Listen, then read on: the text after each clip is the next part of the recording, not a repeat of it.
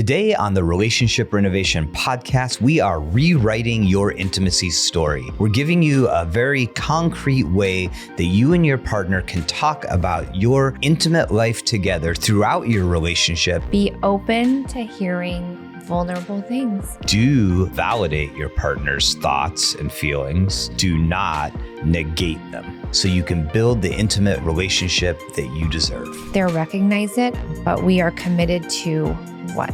Why are you even listening to this podcast?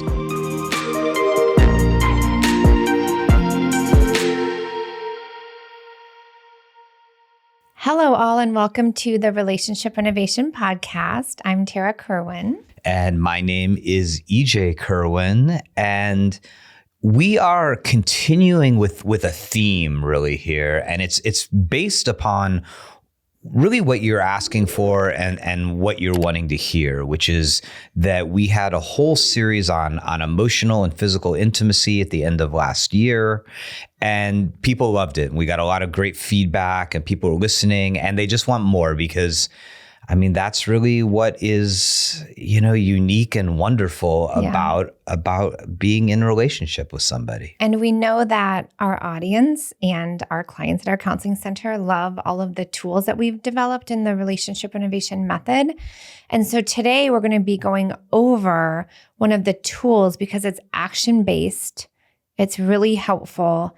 And it really does help provide structure for the couple to talk about difficult things. And today it's physical intimacy. And again, some people really struggle with physical intimacy. And this is I don't want to say tried and true, but I feel like a very powerful intervention when you're ready to be able to go through this and really, right, that the idea is rewriting your intimacy story. That is today's topic. And I love it. And we did it last night. Yeah. It's called Rewriting Your Intimacy Story. And like Tara said last night, we did it together. I think a really important thing to let people know is that it's a part of a process, right? Like our method, our model has a lot that comes before that. And so much of how we work with individuals, how we work with couples is based upon what we've done together in our relationship to build a much stronger foundation. And I would say last night's, even though we kind of did it in a time where we had, it was a little bit of a time crunch. We knew, somebody was coming home and all that, but it felt really successful. We didn't ever devolve into any sense of conflict and sort of negative vibe between us. And that's really the result of a lot of work that led up to it. That building of the emotional safety, having healthy communication skills, recognizing when you're getting out of your window of tolerance, because I could feel myself anxious last night, but I wasn't so anxious that I was out of my window. Yeah. But if I did get that, I would have been like, hey, EJ, remember where my code word is this. I'm going to come back. I'm kind of feeling overwhelmed right now. So just know that right in our model, intimacy is sort of near the end. We're always talking about it, but there's a physical intimacy is near the end because we're really trying to build that emotional safety, free of resentment, no more blame, more compassion before going into this. So just know, let's just say you're sitting at home like, oh, we have pretty healthy communication skills. And this is something that would be great. Awesome. If you feel like maybe you're in couples therapy, you want to take this to your couples therapist, that could be great too. Just know you want to be able to really set this up for success and not get into the weeds, if you will. Yeah. And I believe we are going to make this exercise available as well. Yes. We're going to have a way in which you can download it. There'll be a link in our show notes. So we're going to make this as something that's available that you can use and work through with your partner if you choose. And another cool thing is that in this year, 2025, we're starting our online coaching sessions. So if couples need coaching in addition to the relationship renovation at home, we're actually going to be available for that. So that's super exciting too. Yeah, so if that is something that you're interested in, definitely you can always reach out to us at info@relationshiprenovation.com. Okay, so why is this important, EJ? This is important because in most monogamous relationships, right? Physical intimacy between you and I, this is the only place it's happening. No other relationships am I connecting with a person in that way. It's one of the aspects of our relationship that's like unique. It's special. It's just ours. And it's also the most vulnerable at an individual level, when things can go offline or they don't feel right, and then you're not talking about it. And so then there's just the suffering to it. And so today's intervention exercise, however you want to call it, it's all about, reflection equals connection, like reflecting on your physical intimacy. It's almost like a physical intimacy timeline from the start of when you're coming together up until now. Because what happens is, if you're not reflecting, you're stuck in an old pattern, you're stuck in some negative beliefs about yourself, about your partner. And without that reflection, you're not going to be able to identify the patterns that got you here to begin with. And when you start to identify the patterns, now you're increasing your awareness so you don't fall into them, and you're going to rewrite your narrative around the intimacy that you do want. Yes. And by doing an exercise like this, you create a shared narrative, right? About the past, about the present, and about the future. And that's what brings people into getting coaching, into getting counseling, is that it's fractured. You have very separate stories. Well, this is how it happened. Well, this is what happened. Well, this is what I want. Well, this is what I want. And this is an exercise about like, let's bring it together. Let's make some agreements. Let's say, yeah, that's what happened, or that's what you felt. And I'm going to validate that that's the way that you felt. And that's a part of our shared intimacy story. So for me, one of the key elements here is we are together talking about our physical intimacy throughout our relationship and creating a shared story. And you're reconnecting to build a stronger foundation for your future. Yeah. And you're getting out of old stuck patterns. That's a big one. We're gonna by clarifying this, we're gonna get out of some unconscious habits. Yeah. And we're gonna get into some conscious, intentional choices together around physical intimacy. I think this is kind of new, but before going into this, I want to say like what to do and what not to do. Okay. Because what not to do, because we kind of tripped up on this last night. Like, I don't really remember it like that. I don't really remember it like that. Like, we cannot rely on our memory, especially going back for EJ and I, it was like over 14 years. Like, you cannot get stuck in like, well, this is what happened. No, that's not what happened. This is what happened. Because it's or when. That's a big thing that couples struggle with. Yes. So it's all our own experience, and it all has to be valid. So just like, don't get stuck in that content piece, right? Because we're talking about the process of rewriting our intimate story. And so when you start to get there, like, no, that's not what happened. Just like somehow have some type of relaxation that you can do in your body. Like, that's not helpful right now. Okay, so that's what to do, right? I got another do don't. Okay. So what not to do is to get stuck in memory. We know it fails us often, most of the time. What to do is really be very somatically aware, because our body keeps the score, right? It knows everything. Be very somatically aware of trying to be really calm when being in this exercise. I would say do validate your partner's thoughts and feelings. Do not negate them. Yes. Always. Every single day, every hour. Yeah, especially feelings. That's the big one. Like if someone says, well, I felt this, well, that's, we don't want to shut our partner down. We want to say, I hear that you felt this. Be open to hearing vulnerable things. Yeah. I actually guided a couple through this, and there were some things that the other partner didn't know about their early intimacy. And, I set up the stage, like everything has to be okay, because we're rewriting this new narrative. Like whatever you guys got stuck in hasn't been working for you, led to blah, blah, blah. So now like it has to be okay that you're being honest, because it's about being honest, sharing your feelings, sharing what you're holding on to and where you want to go with each other. I would say do maintain eye contact, stay facing one another. Avoid stopping looking at each other or looking forward next to each other, stay like, and one thing last night, I think a couple times one or the other of us sort of reached out and touched the other person. I feel like that's a good way to like stay connected throughout this. So we're going to kind of get into it. And I just want to know that there's many different ways you can create your intimacy timeline exercise. You can do it on paper. You can have colored pencils to represent like positive moments, negative experiences. You can just talk through it. I do find that writing things down kind of slows the process, and then maybe some other things might come up for you. So I think like you could be real creative around it and do a vision board around it. I mean, there's just so many different ways to do it. We're kind of going more cognitive here for purpose of our podcast. But just know it can be really playful and creative and fun. And I used colored pencils with my other couple, and they loved that because they would use a different color when there were stressful transitions, and they recognized for them when stressful transitions hit, intimacy was really ruptured. So they used like different colors for the different transitions. Cool. So the beginning of the intimacy timeline exercise is just beginning to look at both positive and challenging moments throughout your physical intimacy. Yeah, you're mapping out the timeline.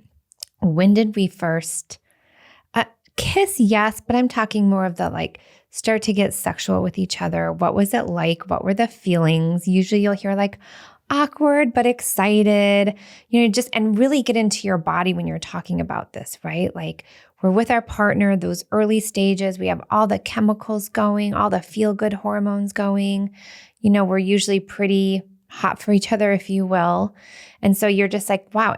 And there are also some couples who face adversity early on with physical intimacy as well, but you're just really talking about those early stages, right? Yeah. So for us last night, using us as an example, we talked about our first time we had sex.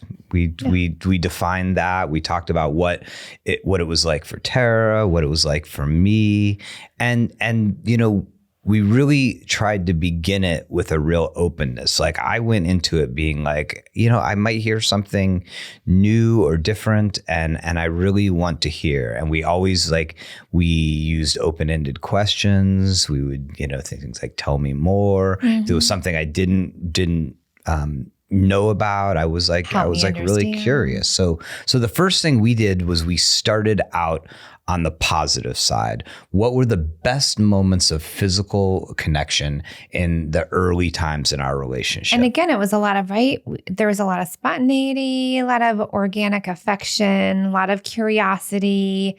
There was still some anxiety, some attachment stuff from me, but nothing that caused distress to the physical intimacy piece. Like I remember having early arguments around I feel like my sex drive is higher than yours. But it wasn't anything that was rupturing to us because we got through it. And we also began to look first. And I think sometimes it's nice to start out on a positive note, but both about the positive experiences. And then we began to look at, okay, well, what were the contributing factors to that? And we talked about, well, there wasn't a lot of stress. There was a lot of time where we were not just physically connecting, but cooking together and talking and talking. We just had a ton of time together, you and I, without other responsibilities other than work. Yeah. So we looked at, for us, it was a period of 9 months to a year where there was a lot of physical connection that was for the most part very positive. And also we defined that there was not a ton of stress and there was a lot of emotional connection building. There was a lot of fun. It felt light is what we defined. Yes. So you're right. So the questions you're asking yourself as you start your timeline are, what were the best moments of physical connection in our relationship? When did we start experiencing challenges within intimacy? And as you write your timeline, you'll be able to start to understand, because it makes sense. Oh, that's when there was ruptures. That's when it got really stressful. That's when we started to suffer individually. And then what external factors like stress, kids, health have impacted us? Those are the main questions you want to be thinking about, asking each other and yourselves throughout this intimacy timeline. And we talked about when we went to that switch of when we began to look about when it began to become more challenging, when there were struggles, when there was even conflict around it, we looked also like what changed, other than like our experience, what was happening. For us, it was having twins. It was the birth of them. We were all so good up until the actual birth of the twins, and then everything that followed after, which was sleep deprivation, central nervous system overload, poor communication with us, blaming and resentment of each other.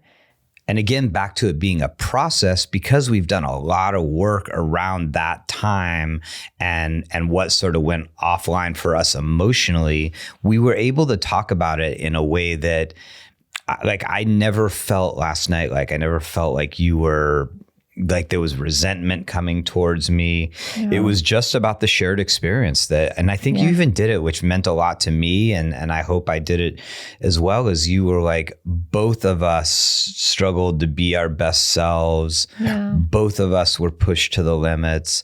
Both of us were seeing aspects of the other person that we'd never seen before. The ugly parts. Yeah. The imperfect parts, not ugly parts. Yeah. And so that's so interesting. So right when you were talking, I remember last night thinking, gosh, had we only had the skills now that we had then, like, look at what we've developed, EJ, because of all of that.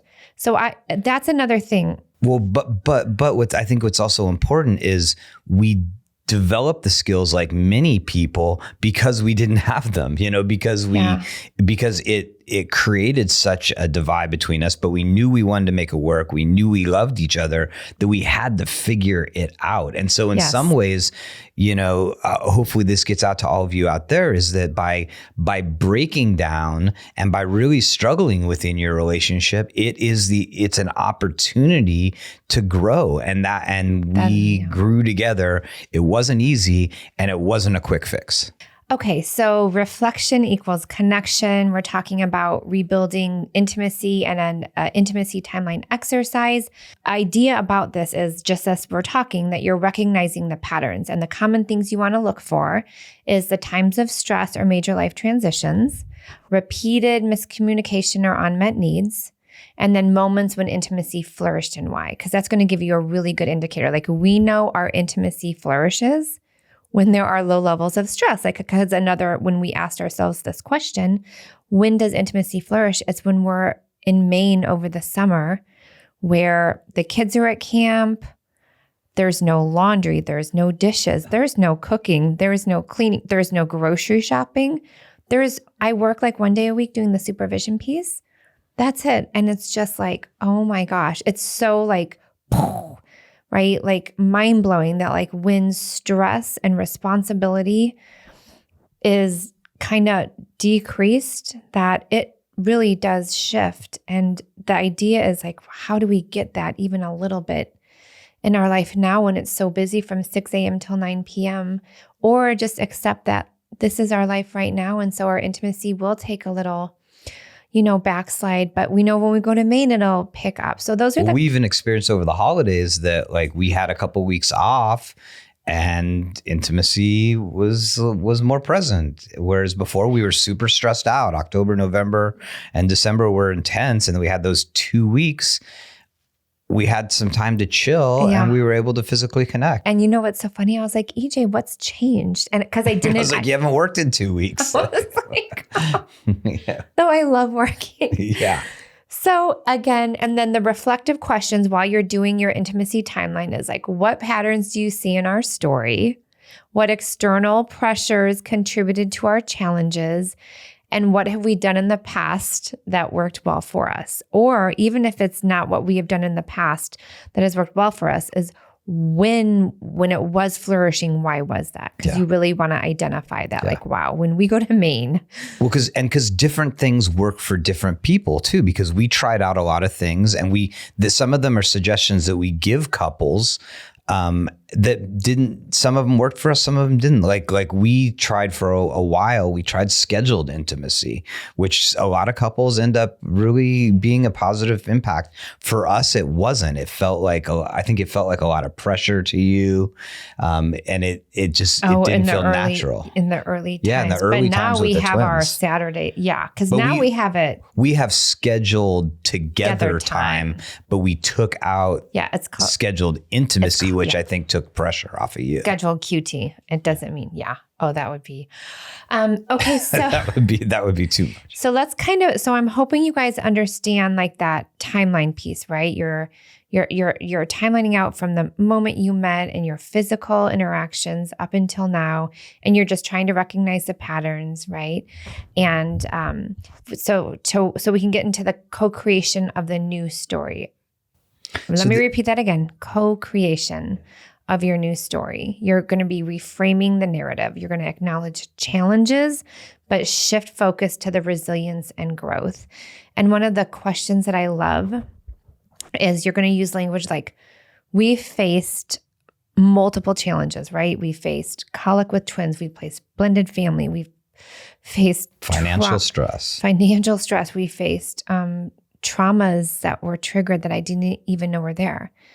But we are committed to always trying to make this work, right? That's what's going to build the resilience for this new narrative.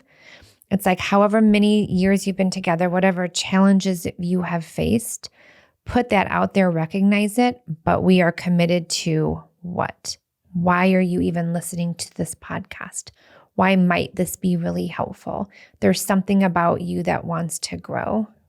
And for us, but it was that we want to have an emotionally and physically connected relationship on its most base level. Yeah. Like we want both of us to feel emotionally safe. We want to be able to communicate in healthy ways.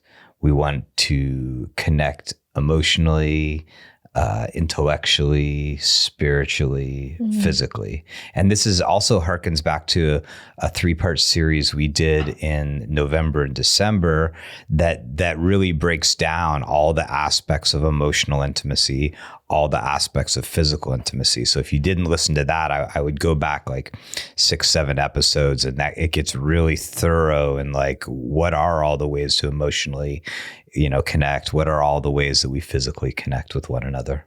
It's a 4-part series. It's a 3, 4. Yeah. I just had to share that. I'm not correcting you. I was just like, listen, we had to make it a 4-part because it was so big. Okay. I'm so non-defensive that I can just take that. So here are the practical steps of rewriting or co-creating your new story.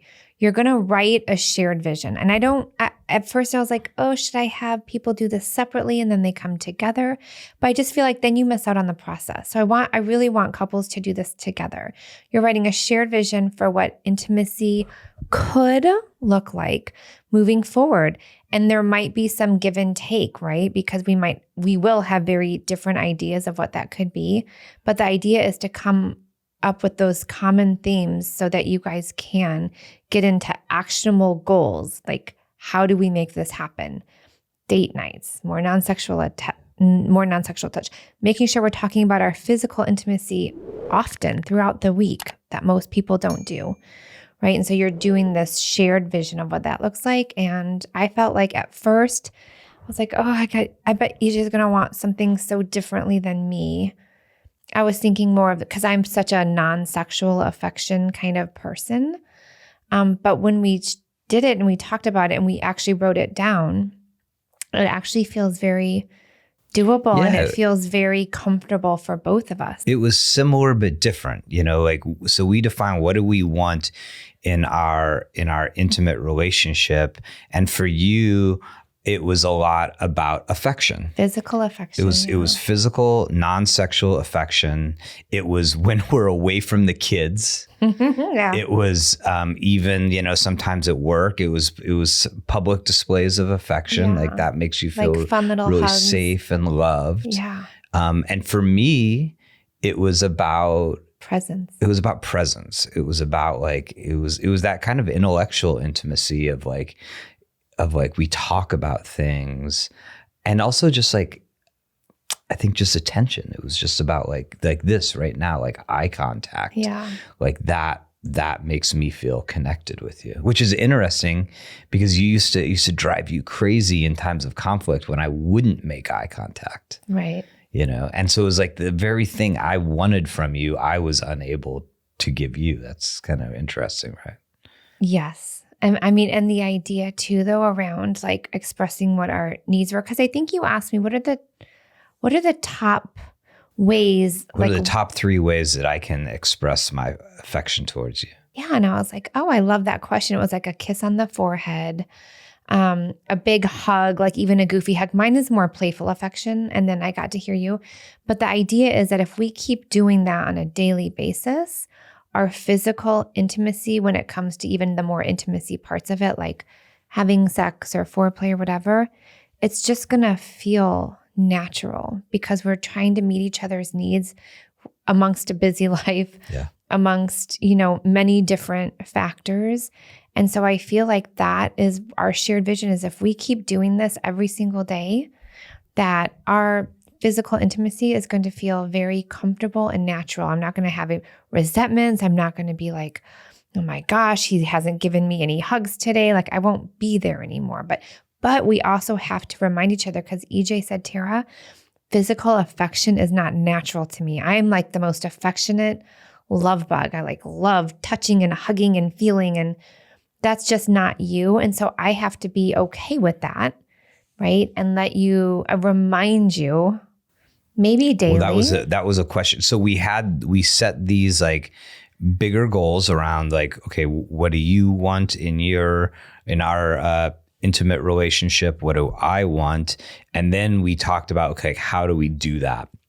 How do we implement it? And you identified an obstacle that I agreed with, that like once I get out of the house and I get into the day, like I get distracted. And you were like, so if I've told you this is a day that's important to me to get affection, and you are distracted, how do I remind you? And mine was like, if you know it's a day where I really want to have your attention, how do I ask you to get your attention? Yeah, that's so important. Being okay. So you're going to be writing your narrative, and you also have to be able to say, it's okay to ask for what I need. Oh. It's a new programming in your brain.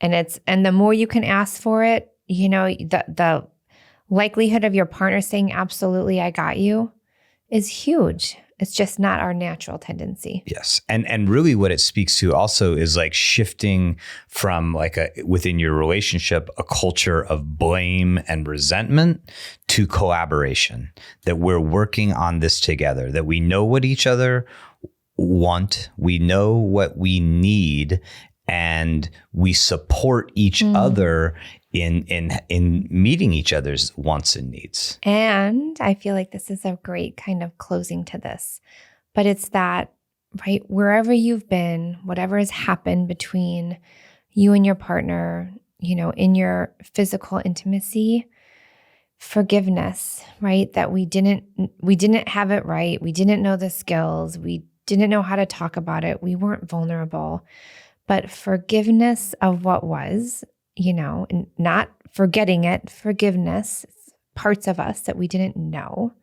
And then gratitude that we're still here together, ready to talk about it and create something new. That is like the energy I'm hoping everybody brings into this when they do it. Forgiveness of the self, of the partner, and a sense of gratitude.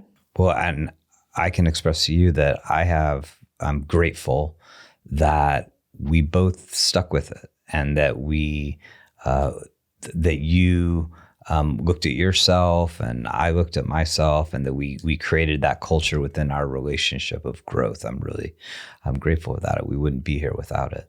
No, and for anybody listening, EJ and I would not have been able to do this, years ago. So knowing that we stuck with it, we are very intentional. Yes, I know it's also our job, but that there is another side. I think a lot of people feel hopeless and powerless, and this will never work. I've felt that 1,000 trillion times. Ask me how many times I'm like, I cannot do this anymore. I am done.